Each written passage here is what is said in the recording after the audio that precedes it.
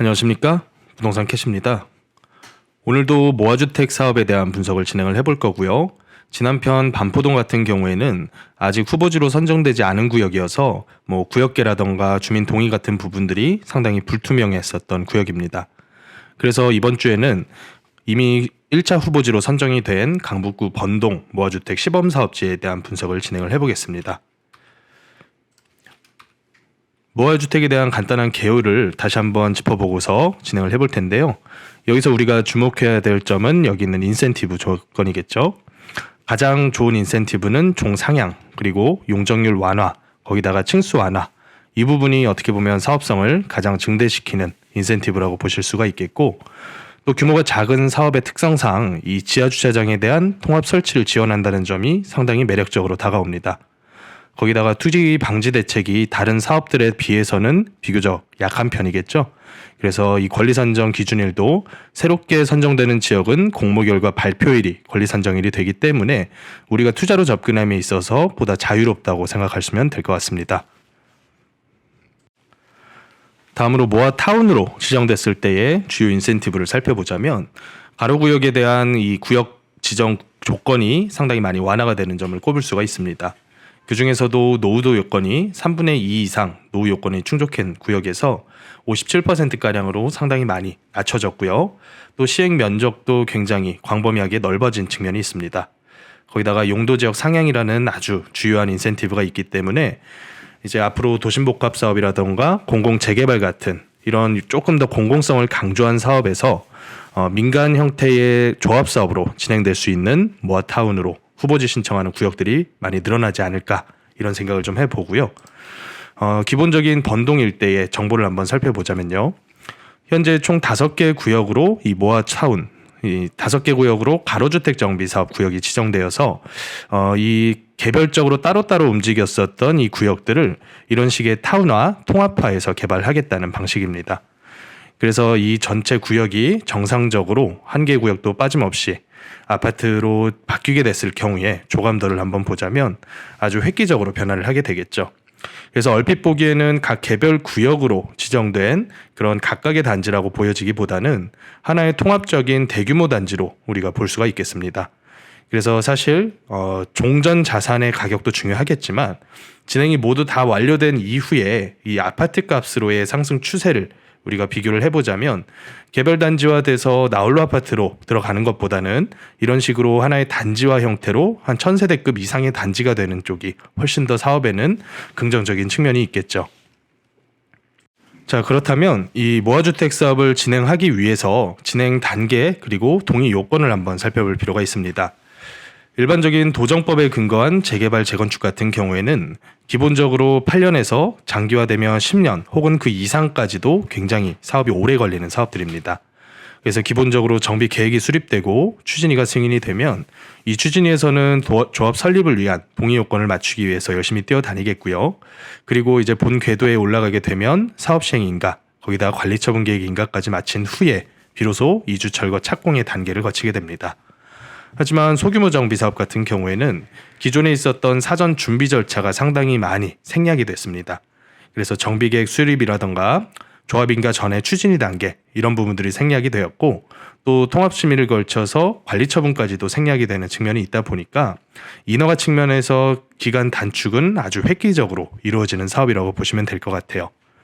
다만 그 원법이 빈집 및 소규모 정비 특별법에 근거한 가로주택 정비 사업이기 때문에 이 가로주택 정비 사업은 일반적인 도정법상의 개발보다는 면적 기준이 굉장히 좁습니다. 그래서 보다 더 강화된 이 동의 요건을 가지고 있는데요. 전체 토지 등 소유자의 10분의 8 이상, 그러니까 80%겠죠. 80% 이상이 동의를 해줘야 되고 거기다가 엔드 조건입니다. 전체 토지 면적의 3분의 2 이상의 소유주들이 동의를 해야지만 조합 설립 인가가 날 수가 있습니다. 그래서 이 요건을 충족하기 위해서는 우리가 각 소유주별의 정보를 조금 더 자세하게 따져볼 필요가 있겠죠. 자, 그러면 번동 후보지에 대해서 앞으로 조합 설립을 위해서 동의 요건을 얼마나 빨리 충족할 수 있을지를 판단하기 위해서는 우리가 현재 건축물의 용도별로 조합원들의 구성이 어떻게 되어 있는지를 파악을 해봐야 됩니다. 그래서 두 가지의 정보를 준비를 했는데, 여기 있는 건축물 용도별 조합원 수 같은 경우에는 앞서 말씀드렸던 동의 요건 중에서 토지 등 소유자별 동의를 체크하기 위해서 가지고 온 정보고요. 두 번째 있는 건축물 용도별 대지 면적 비율 같은 경우에는 여기 있는 두 번째 조건, 토지 면적의 3분의 2 이상의 동의를 얼마나 빨리 충족할 수 있을지에 대해서 판단하기 위한 자료입니다. 일단 용도별 조합원 수부터 보시자면 이 일대는 기본적으로 단독 세대 수가 굉장히 많은 구역입니다. 물론 세대 수별로 했을 때 단독 세대가 전부 다 반대하는 단독 세대인 경우는 드물지만, 그래도 단독 가지신 분들 중에 거의 대부분은 여기서 거주하시면서 또 일부 임대차를 통한 소득까지도 만들어내시고 있는 분들이시기 때문에 이분들은 적극적으로 사업에 참여하고자 하는 의지가 약하신 경우가 많습니다. 그래서 이쪽 일대 같은 경우에도 보시면 1구역은 전체 세대 중에서 24세대, 그러니까 전체 세대 수가 약 한 40세대가 약간 못 미치는데, 그 중에서 60-70%가량이 단독 세대라고 보시면 됩니다. 전체 구역으로 봤을 때도 거의 대부분의 세대 수가 단독이 절반 이상인 구역들이 더 많고요. 4구역 같은 경우에 최근에 많이 다세대로 전환이 됐기 때문에 이 4구역만 다세대 비율이 좀 더 높은 것을 우리가 확인할 수가 있습니다. 하지만 이쪽 일대의 평균, 그 단독주택들의 토지 면적을 제가 한번 체크를 해봤더니 평균이 70제곱미터 정도로 계산이 되더라고요. 이 70제곱미터는 평수로 따지면 30평도 못 미치는 작은 땅입니다. 그렇다 보니까 이 30평도 안 되는 땅에다가 이 단독 세대주 분들께서 개별적으로 다세대를 건축 행위를 하기는 상당히 무리가 따릅니다.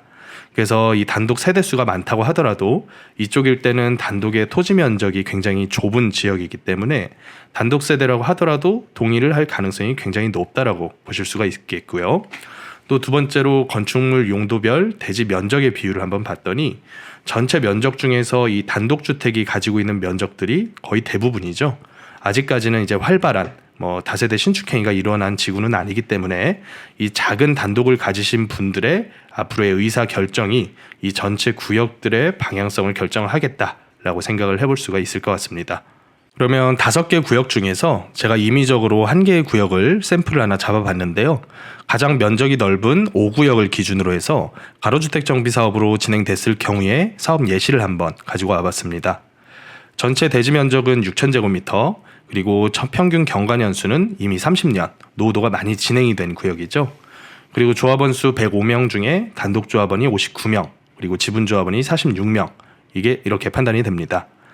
그리고 이쪽 일대에 작년, 재작년에 일어났었던 단독주택 내지는 다세대주택 평균적인 거래가들을 계산을 해봤더니 지분 내지는 단독주택 가격이 평당 2천만 원에서 3천만 원 사이를 왔다 갔다 하고 있더라고요.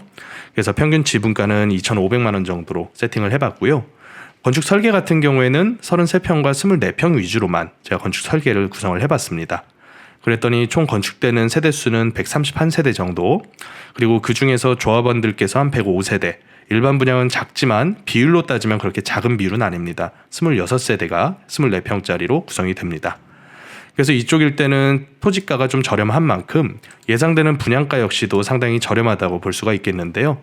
이쪽 번동뿐만 아니라 이쪽 전체 강북구 일대의 평균적인 그 30평대 아파트 기준으로 해서 평당가를 한번 세팅을 한 다음에 그 가격 대비해서 대략적으로 85% 수준으로 일반 분양가를 설정을 했습니다. 그래서 이 전체 분양가 대비한 비용, 사업 수지 분석을 해봤더니 생각보다 이 B2C 분석이 굉장히 높게 나오는 걸 우리가 볼 수가 있어요. 그게 어디서 나온 이 수익이냐라고 생각을 해보면 이 가로주택 정비사업 중에서도 모아주택 사업은 이 지하 주차장 공사비에 대해서 시비 국비로 지원을 해준다는 전제 조건을 달고 있습니다. 그래서 지하 공사비가 일반적으로 지상 공사비보다도 한참 더 비싼 그 평당 공사비를 가지고 있는데 이 공사비를 거의 대부분을 지원을 받는다는 전제로 들어가게 됐을 때는 사업성이 상당히 높아지는 것을 우리가 파악을 할 수가 있었습니다. 자, 마지막으로 개별 투자자 입장에서의 투자 수익률 분석을 해보겠습니다. 기존에 있었던 단독주택 대지지분 27평짜리의 단독을 6억 못 미치는 금액으로 작년에 매입한 실거래가 있더라고요. 그래서 만약에 이분이 27평의 대지를 이 전체 사업에다가 기부를 해서 사업을 추진을 했을 때 33평짜리의 대지지분 16.5평짜리의 신축 아파트를 분양받는다, 이렇게 한번 가정을 해봤더니 이분께서는 내게 되실 추가 분담금이 거의 발생을 하지 않더라고요. 그 이유는 내가 굉장히 많은 땅을 이 사업에 참여를 했기 때문에 건축비 부분과 상쇄 효과를 이뤄내면서 추가 분담금이 거의 없어지는 것을 우리가 확인을 할 수가 있습니다. 그래서 전체 투자 금액은 6억에 못 미치는 금액으로 33평짜리 아파트를 분양받을 수가 있겠고, 그렇게 됐을 때 투자 기간을 굉장히 짧게 잡으면 예상되는 수익률은 굉장히 훌륭한 것으로 우리가 확인을 할 수가 있습니다.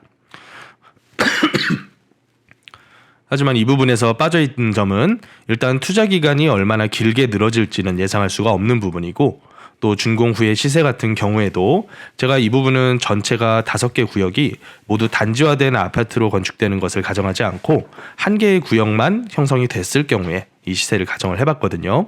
그래서 조금 보수적으로 잡은 측면이 있는데, 어찌됐든지 간에 이 부분이 굉장히 앞으로 어떤 방향으로 흘러가게 될지는 예측하기가 어렵다. 하지만 지금 현재 금액대 정도 수준이라면 투자로서 묻어둘 정도의 금액은 매력이 충분히 될 것 같다. 이렇게 판단을 좀 내려보겠습니다.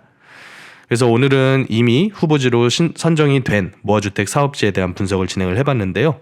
다음 영상에서는 같이 무허주택 사업 1차 후보지로 선정이 된 중랑구 면목동에 대한 사업성을 분석을 한번 진행을 해보겠습니다.